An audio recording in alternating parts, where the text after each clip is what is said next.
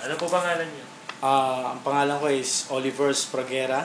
Ano po yung field of work niyo?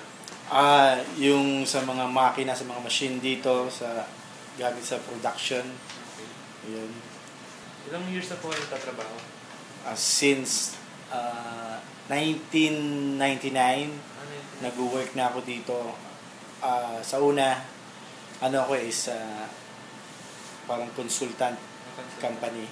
Hindi ako directly employee. So, after noong 2007, naging full-time ako dito sa Plastilens until now. Then, ano po yung nature of work niyo, yung mga ginagawa? Natures of work dito is mostly sa electronics, then sa mechanical, sa electrical, minsan sa plumbing din. Parang lahat ng engineering dito na pwedeng gawin. Kayo po in charge. So, ano po yung connection of your job sa course niyo? Sa course ko dito, connection ng job ko dito, mostly sa electronics. Sa mga troubleshootings ng computers, ng machines mismo. Yun. Tapos, bakit po yung course niyo competitive compared to other course? Yung kurso ko is competitive with the other course.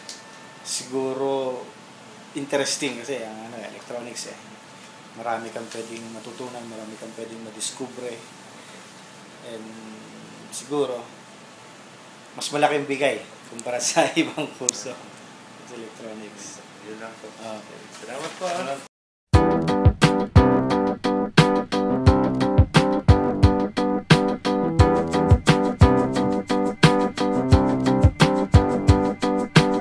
Some days I'm feeling